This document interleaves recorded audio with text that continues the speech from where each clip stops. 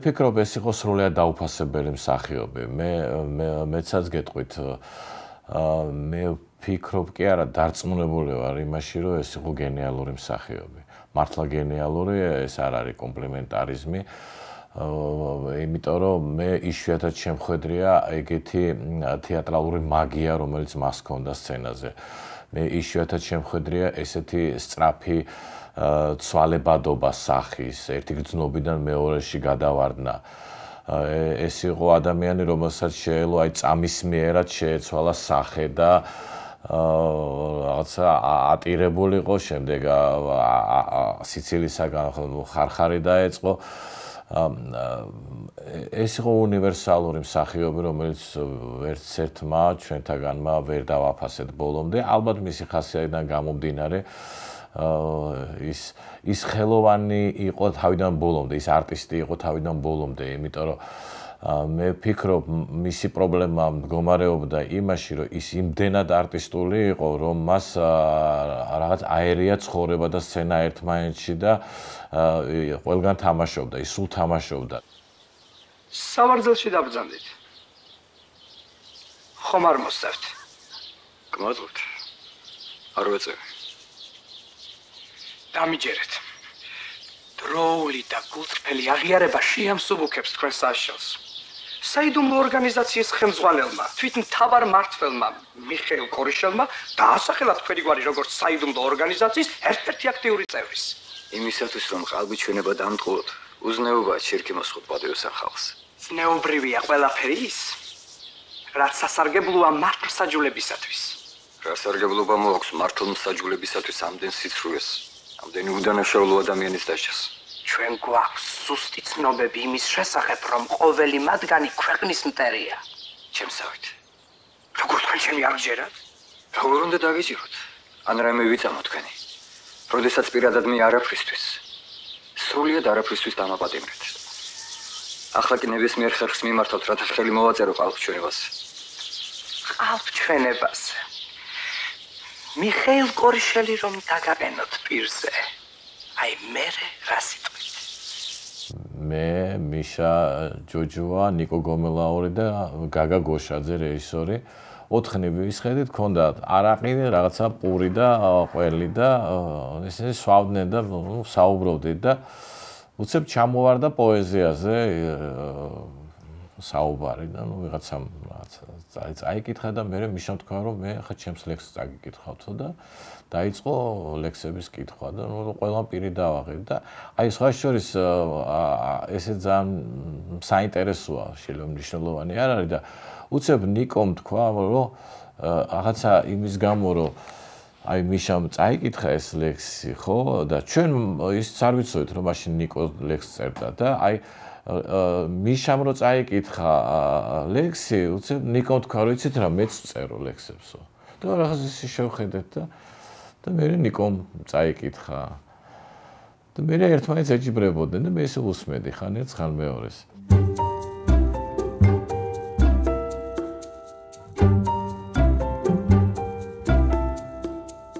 თუმანიშვილს 4 წელიწადში ერთხელ თეატრში მოყავდა თავისი კურსდამთავრებული მსახიობები.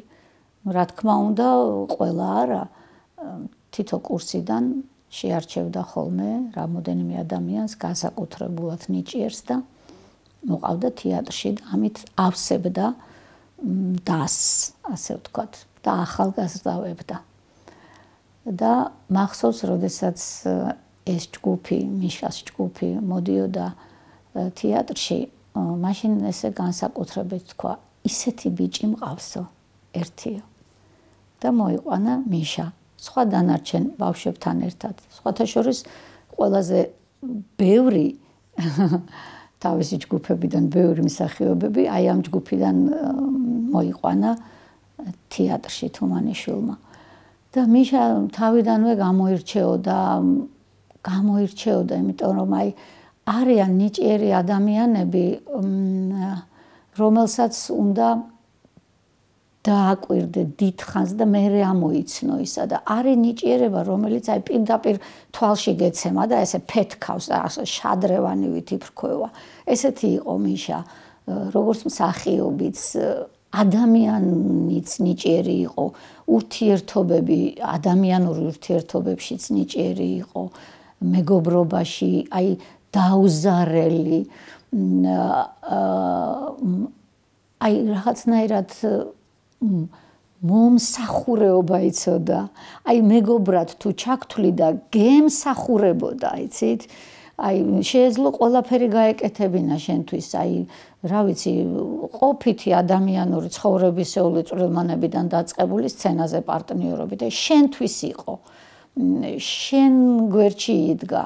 ეს ძალიან დიდი ნიჭია და ძალიან დიდი უნარია, მით უმეტეს მსახიობისთვის სცენაზე. ეს ძალიან ძვირფასი თვისება არის ადამიანის.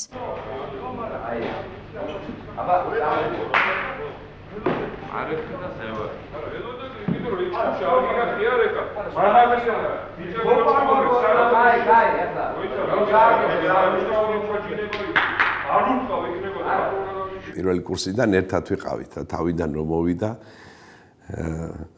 იმითი იყო რა ქვია მოკლე შარვლით და გეტრებით პომპონჩიკიანი გეტრებით დიდი ხუჭუჭათმებით ახლა მეცინება რომ მახსენდება მეთქი ეს ვინ არის რა ამ პომპონჩიკიანი გეტრებით ესე ჩააბარა რა ძალიან კარგად წერდა ლექსებს ბევრი ლექსები ქონდა რა რაღაც ზოგიერთ ლექსებზე მე ვაშაყირებდით ხოლმე ჩვენ ხო ეს დაუნდობლები ვართ რა ადამიანები და რა დაწერე ეს რითმი აქ არ არის აზრია და რაღაცებზე იმაშებოდა ხოლმე რაღაც ერთი ლექსი ქონდა ესეთი რაღაც ბუმ ბუმ ბუმ ესე თავდებოდა და ამაზე ვიხეოდით ამ დროს იმამ მთელი სული და გული ჩადო იმ ლექსში რა ლექსის სისხლის გაღებას ნიშნავს და ჩვენ კიდე ეს გლახები აი ესე ავიგდებდით ხოლმე რა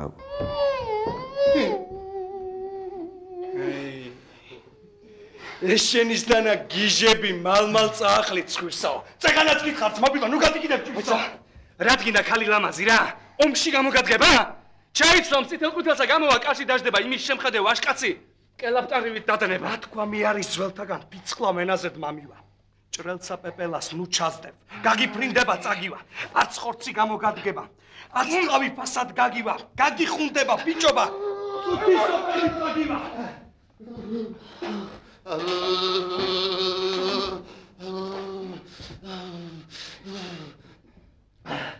იალინტარე ცხოვრების დინასტი გამიწვეთია ეს სიყვარულის მორკილი რატო ვერ გამიწვეთია კაც სამარეში ჩახვება ზრდას და ყოლილი ბედია სიყვარულმა მოდრეკინა მოუდრეკავითეთი ვინოკი ბათრობელის ჯობს ძაღლი თეოზე მყეფარი ვაშკაცი მწყნარის ჯობია რო გაჭირდება მჭეხარი არც კარგა ქალთა ჩამყოლი ჩალად არ აღის მკვეხარი რო გაჭირდება ჩადგება როგორც უღელში მჭლე ეს ჩემი გული ორია ეს ჩისვიმს ერთში დარია ავტირდე შაუყრი ღრუბლებსა რო გავიჩინო დარია ეს ერთი გული მეტყოდა მოდი რა თახა მთელია მეორე სამას ამბობდა იყო აჯავრე მტერია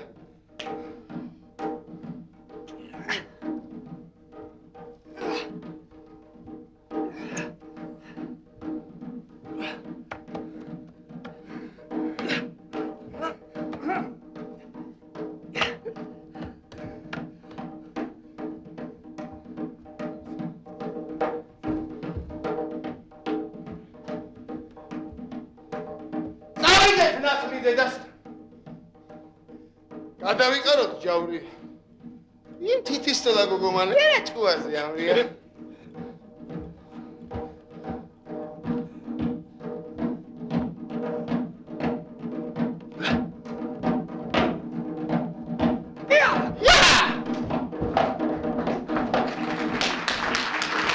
კიდევ მახსოვს, როდესაც თუმანიშვილი თავის ბოლო სპექტაკლს გავდა ამფიტრიონს. იქ მიშა თამაშობდა პატარა როლი ჰქონდა ესეთი მებუკე იყო, ანუ ჯარში, ჯარისკაცი იყო, თან ესეთი მებუკე, რომელიც ამცნობს ხალხს, ომი დაიწყო თუ არ დაიწყო, თუ მშვიდობა დამყარდა თუ რაღაცა ახალი ამბები იყო განმაცხადებელი, ასე ვთქვათ. ხო და რაღაცნაირი ისეთი საყვარელი პერსონაჟი იყო და მხატვარმა იმდენად ესეთი პერსონაჟი გააკეთა მიშამ თუმანიშვილთან ერთად მოლაპარაკებით, რომ ესეთი მუზარადი ეხურა. ოღონდ მუზარაძე ყვავილები ქონდა დამაგრებული და ესეთი რაღაცნაირი პოეტური სულის ჯარისკაცი იყო, ასე ვთქვათ.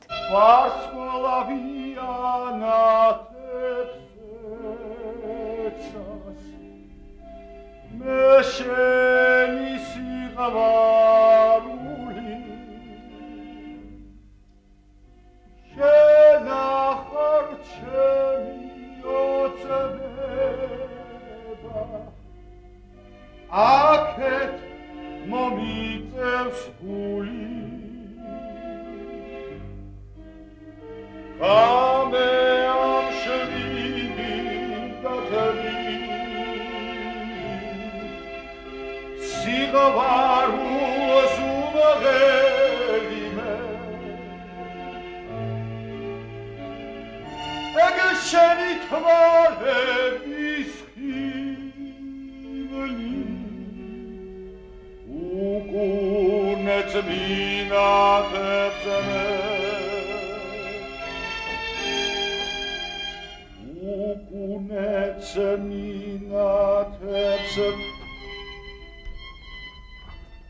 იყო ერთი სცენა, სადაც რომანსი უნდა ემღერა შეყვარებულ მთავარსარდალს თავისი ძვირფასი ცოლისთვის და აი ამ მუსიკაზე აი ეს მუსიკა და ეს მელოდია უნდა რომელიღაც ერთ-ერთი მელოდია შერჩეული უნდა ემღერა და გვჭირდებოდა ტექსტი და თუმანიშვილმა რაღაცაზე თქვა რომ აი რა ვქნათო ესე ტექსტი გვჭირდებაო და მიშას ხმა არ მოუღია, უცებ 1 საათით სადღაცა დაიკარგა, უცებ გაქრა და 1 საათში მოდის და მოაქვს ფურცელზე დაწერილი ლექსი ზუსტად აი ამ მელოდიის შესაბამისი და მოუტანა რომ აი ბატონო მიშაო ეს რაღაცა დავწერეო და თუ გამოგადგებათო იქნებ და მართლა ძალიან კარგი ლექსი გამოვიდა და ზუსტად ეს ლექსი დაედო მე ამ სიმღერას და აი ამას ასრულებდა ზაზა მიქაშავიძის პერსონაჟი მღერო და ამ მიშას ლექსზე დაწერილ აი ამ ასე ვთქვათ სერენადას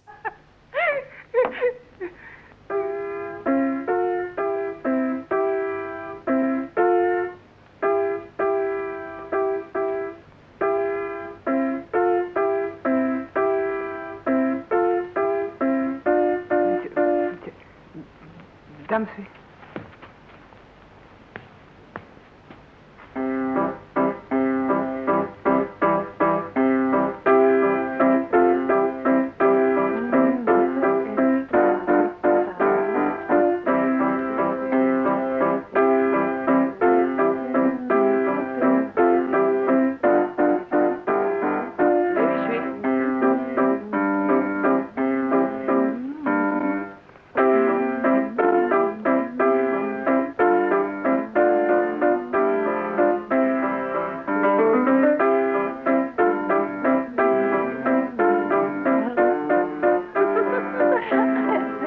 ძალიან თბილი ადამიანი იყო, იუმორით და რაღაცა ხალისით სავსე. მასთან შეხვედრა ყოველთვის იყო რაღაცა ესეთი ძალიან პოზიტივი იყო რა. და ძალიან დიდი ხანი გვინდოდა რომ გვემუშაო ერთად და შედგა ის ჩვენი თანამშრომლობა ფილმზე ზვარზე, რომელიც გადავიღეთ 1992 წელს და მსახიობებს ძალიან იშვიათ მსახიობებს აქვთ ერთი საოცარი თვისება. თუ არიან ჯგუფურ კადრში, თქვა კადრში თუ არის რამდენიმე მსახიობი. თუ დააკვირდებით, როგორც მაყურებელი, თქვენ ირჩევთ ერთს. ყურადღება არის ერთ ადამიანზე. ესეთი ძალა გქონდა, თქვა ეს მსახიობებს, როგორც არის მარლონ ბრანდო, ნიკოლსონი, რომ იქ როცა თუ ჯგუფია, სხვას ვერ უყურებ. ქართველებშიც იყვნენ ესეთი, მაგალითად ზურაბ ბეგალიშვილი. არის ისეთი სცენები, სადაც ზურაბ ბეგალიშვილი არის სხვა შესანიშნავ მსახიობებთან ერთად და მარტო ზურას უყურებ. აი ეს იყო მიშა ჯოჯო, ეს თვისება ქონა მიშა ჯოჯოს. იქ არის სცენა, სადაც რამდენიმე მსახიობია იქ და ჩემი თავი დამიჯერია, რომ სულ მიშას ვადევნებ თვალს. მიუხედავად იმისა, ლაპარაკობს თუ არ ლაპარაკობს. თქვენ რა ქვიათ? რიშა. საიდან ახარ? აქაურება. დიდი ხანია აქ ახარ? რამდენიმე დღე. აქ ბევრი მეგობარი შეიძინეთ? დიახ. ყველანაირად ფიქრობთ? ალბათ, რა ვიცი. როგორ გზნობთ თავს? როგორც ყველა ეჩვეულებრივად. ძალიან მცირე რაოდენობა ადამიანებს შეუულიათ მსახიობს, ძალიან იშვიათია, რომ ესეთი მძიმე მესეჯი მოიტანოს ესე თავისუფლად და ესე ლაითად და მიშა იყო ამის დიდოსტატი. იმიტომ რომ თავისი პიროვნული იუმორიზნობით, სილაღით ძალიან და მარტივი იყო მასთან მუშაობა. არიან მსახიობები, რომლებიც გლიან რაღაცა თავისი ეგო პრობლემებით და თავისი ეგო მდგომარეობით იმ მომენტში და ეს იყო სრულიად რაღაც პეპელასავით იყო, კარგი გაგებით ეს ხალხი. მოფრინდებოდა ხოლმე გადაღებდა დატოვებდა დიდ სიყვარულს და ისე გაფრინდებოდა ხოლმე. პრიზი მაყურებლის სიმპათიას წილად ხვდა მსახიობ მიშა ჯოჯოას.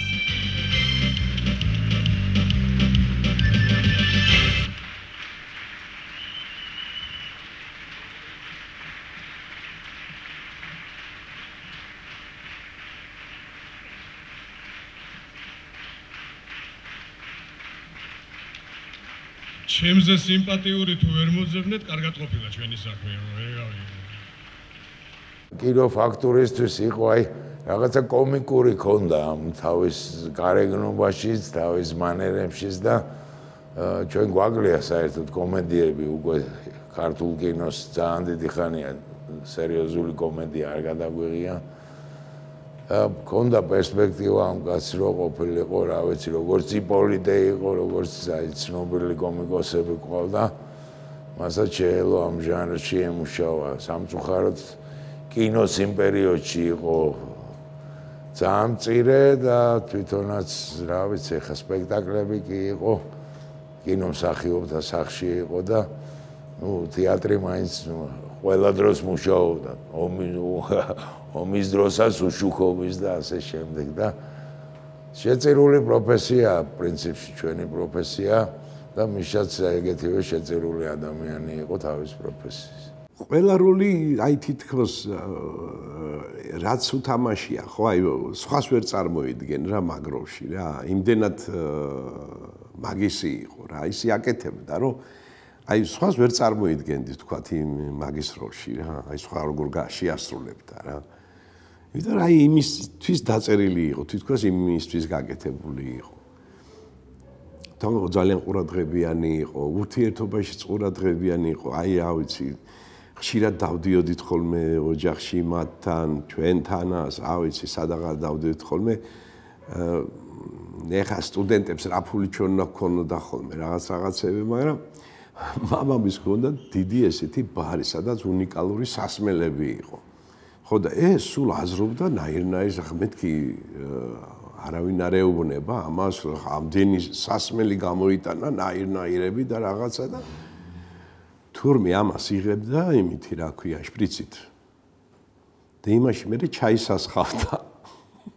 ასხავდა და გადაირი ერთხელ მამის ყავდა სტუმრები და რომ ჩამოიღო ეს ბოთლი და აღარ დახვდა იქ ჩაირო ეს და გადაირია მოკლედ და ერთხელ მოვიდა ესე დაღონებული რომ დიდმა მიშამ მამის გაიგო ყველაფერი და რა გაიგო მეთქი და აი ეს სასმელებს რო იმაშებოდითო რა რას ლაპარაკობ მე ვთხარი ყველა დაუცარიელებია რა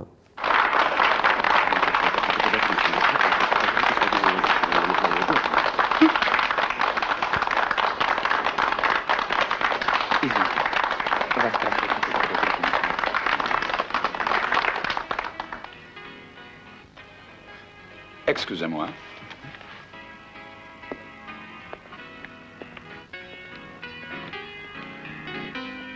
მე და მიშა სანამდე ჩემ ფილმში გადაიღებდა, მანამდე ისე მანდამაის არ ვიცნობდით კარგად ერთმანეთს. ვიყავით, ისე კოლეგები, ვიცოდი რომ მსახიობთა თეატრში მიშა თუმანიშვილთან მოღვაწეობდა.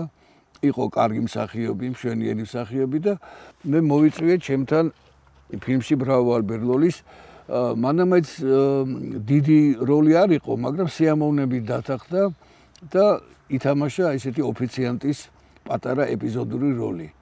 აი სწორედ იმის მერე ჩემი და მიშას დაახლოება მოხდა, ჩვენ დავმეგობრდით კიდევაც და დამეგობრება უფრო დაიწყო მამამისიდან, ბატონი მიშა ჯოჯუადან, უფროსი მიშა ჯოჯუა ფეხბურთელიდან და საერთოდ ეს პერიოდი იყო, როდესაც ფეხბურთელები, ყოფილი ფეხბურთელები, არსებული ფეხბურთელები ძალიან მეგობრობდნენ და ძალიან ახლოს იყვნენ ჩვენთან თეატრის მსახიობებთან, რეჟისორებთან და ბატონი მიშა უფროსი ძალიან ახლოს იყო ჩვენთან და აი ამ ტანდემმა მიშა ჯოჯუა უფროსი, მიშა ჯოჯუა უმცროსი რაღაც ძალიან ისეთი კარგი გუნდი შექმნა ჩვენი ურთიერთობის და მეგობრობის და სიყვარულის. მე როდესაც მიშამ ჩემთან ფილმში გადაიღო, იმის მერე სულ ფიქრობდი, რომ აი იქნებ რამე კიდე როლი მიმეცა, იქნებ, იმიტომ რომ იმდენად ზუსტად და კარგად ყოველგვარი იმის გარეშე, ახსნის გარეშე, საკმარისი იყო თვალებში ჩამეხედა და მე თქვა, რომ აი ეს მინდა. ისინი უსიტყვოდ აკეთებდნენ ყველაფერს. ეს არის ბედნიერება რეჟისორისთვის, როცა მსახიობს ესმის შენი, როცა ის შენთან ერთად განიცდის და ცხოვრობს ყველაფრით, რაც ხდება ფილმში, იქნება თუ სპექტაკლში. გიორგი. დამაცადე. გიორგი. მოგითხარ. რა უთხარ? გიორგი, გაჩერდი. აცადე რა. გამოდი. კარგით რა. აი მე არის ხუბოთ. აი მე კარგი რა.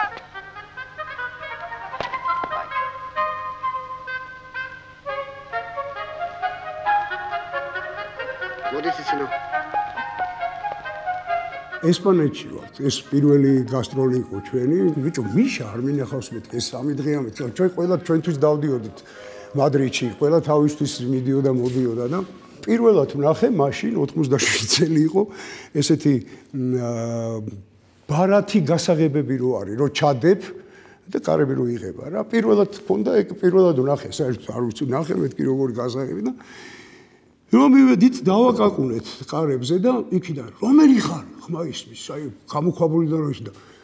ბიჭო, შენ ხო არ გააფრინე, თემურა ვარ, გააღე კარები მეთქი და ეხლავე, მოიცა თემსოს მეძახდა და ცოტა ხანში იღება კარები. და თეთრი სანთლები რო არის, აქ ჩვენთან რო იყიდება 5-5 1000 ცალი ეს სალტერო აქვს შემორტყმული, ხო იცი, ერთი ცალი სანთელი უჭირავს ესე, ანთებული და ესე შეგხედა და ესე ხო შეგხედა, წამოდითო და გაგვიწვა ოთახში. გადავირე მეთქი რაჭის. გავყევი, შევედით ოთახში და მოიცადეთ აი აქ დაჯექითო გაგვინათა იქ დაგსვა და უცებ აანთო. სანთებელა აანთო და ყველგან აქ სანთლები დამაგრებული ესე. რაღაცეებზე რა, ერთი 20 სანთელი წამოუღია, მაშინ უშქობა იყო თბილისში ცოტა დაწყებული რაღაცა ის მომენტი უშქობა არა, მაგრამ შურადეიდამ გამოატანა რომ რამე რო იყოსო, შუქი რო ჩაქრესო, კონდესო ეს სანთლებიო და წამოიღო ამანაც რა და მოკლედ დაანთო ერთელი სანთლები ეკლესიაში გონია თავი და მიშა მეთქი რა საკეთებ მეთქი რა სექტანტი ხარ მეთქი ბიჭო მეთქი და არა რა თემურა შუქი არ არისო და 5 ვარსკვლავიან სასტუმროში ვართ. გადახტილია ყველა. ბიჭო, რა შუქი არ არის მეთქი და შუქი არ არისო რაო და არა უშავსო რაო და მე ვთხარი, ბიჭო, ჩადი მეთქი და უთხარი მე ქვემოთ რეცეპციაში რომ შუქი არ მაქვს, დენი არ მაქვს და ვერაფერს ვერ თავ ტელევიზორს ვერ უყურებ იმას. არის რა ხდება, სად ახარ და 3 დღეს ეხლაო, აი რა წესიერი კაცი იყო. 5 ვარსკვლავიაზე ეხლა ჩადიო და ის უთხარიო რა ქვია შენიშვნები მიეცი რომ შუქი არა მაქვს და ის არა სისხვილიაო ისედაც რამხელა პატივი გწესო და კაი მეთქი და ვისხედით ეხლა რა მე გია და ისა რა ქვია ლევანი და ვსხედვარ სვავთ ამ იმას მიშას სვავს და წამოიხა ქალაქში გავიარო თუ და ავდექი და გავდივარ და მაინც ეს რო კარებს რო აღებ მე ხო შიგნით არის დენის ჩასართავი იგივე უნდა ჩადო სხვა იმაში და ჩემი ჩავდე და რა საკეთებ არ გადაწვაო და რა უნდა გადავწვა მეთქი ბიჭო მე იქნებ ჩაირთოს მეთქი და რა უნდა ჩაირთოსო ეგ ვაფშე სხვა რამეო და გავხედეს შენ მომეც ერთი გასაღები მე უთხარი შენი მომცა ჩავდე და რო ჩაირთო გაღაშღაშ და ყველაფერი რადიო, ტელევიზორი, მაცივარი, ყველაფერი ჩაირთო და 3 დღე მადრიდში ცხოვრობდა საცხარი. ეხლა ვეცილება. ცხოვრობდა იმითი, სანთლების ქვეშ.